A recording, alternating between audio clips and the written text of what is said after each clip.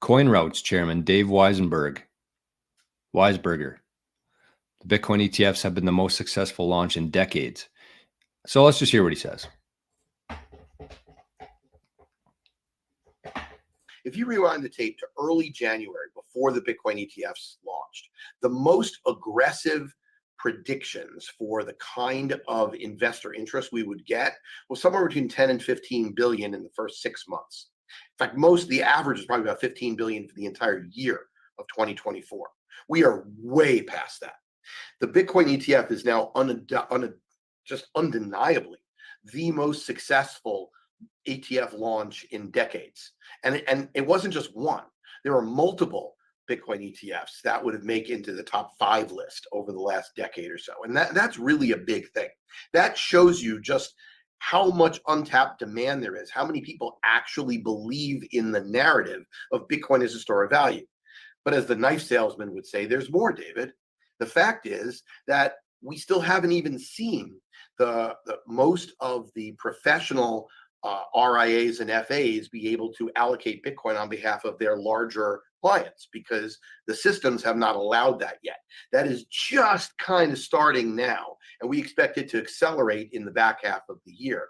So we're seeing an enormous amount of demand based upon the narrative that's being, basically being promoted by, I would say, the lead cheerleader is Larry Fink of BlackRock. And BlackRock has done phenomenal in terms of gathering assets. But remember, this was a man who years ago, not too many years ago, was a big skeptic. And now he has joined the ranks of declaring it as going to be the digital store of value, or the base layer of the Internet of Money, whichever way you want to look at it going forward. That has weight.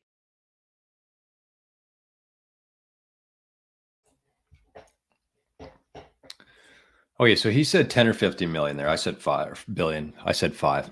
So before we go any further into that, let's look at this next post here, which ties really well into that. But let's look at BlackRock's.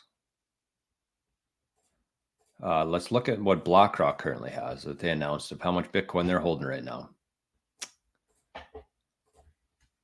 What do we got here? Just in from the Bitcoin news, the value of BlackRock's Bitcoin holdings jumps to 18 billion. 18 billion from BlackRock right now. That's how much Bitcoin they're holding. So all these experts, all these financial analysts and experts, and all the talking heads on TV, they thought that the total for the year of Bitcoin that these ETFs were going to get to was going to be about 10 or 15 billion for 2024. Currently, BlackRock has 18 billion worth of that Bitcoin. Plus you have Fidelity, plus you have 7 other ETFs who are buying as much Bitcoin as they possibly can right now. And so let's just kind of take a little bit deeper dive into this and think about what's happening here. So there's 2 things I want you to think about here. So we know that the ETFs have surpassed the experts, but we know the experts don't really know that a whole lot, especially about Bitcoin. But there's 2 things I want to talk about here. The first one is that I want you to think of your own life. Think about your financial advisor and think about the conversations that you've had with people. If you have a financial advisor, are they somebody who has been talking about Bitcoin to you? Have they reached out, sent an email saying, hey, there's this new Bitcoin ETF here. It's been doing pretty good, better than most of our other assets. Maybe you should consider putting a little bit, maybe 2%, 3% into your portfolio. Has your financial advisor said that?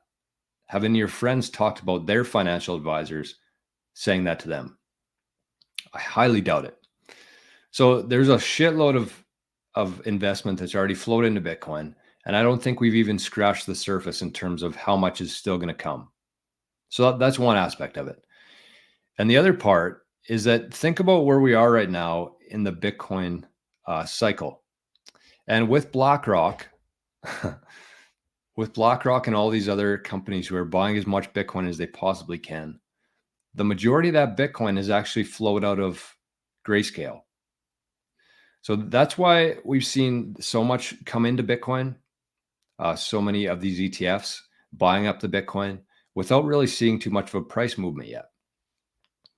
So historically, leading up to a halving, it drops. We've seen a huge drop right before the halving historically. This time we hit an all-time high.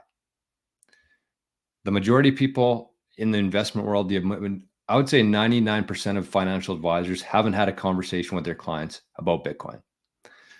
So we've already hit an all-time high. We still have so much money within that system to be allocated to Bitcoin still. And eventually Grayscale is going to run out of Bitcoin. So those three things alone, I think that most people are significantly underestimating what's going to happen here as more people come in, as less Bitcoin are mined every 10 minutes, and as Grayscale runs out of Bitcoin. All three of those things are going to happen at once. We're in for some crazy times here.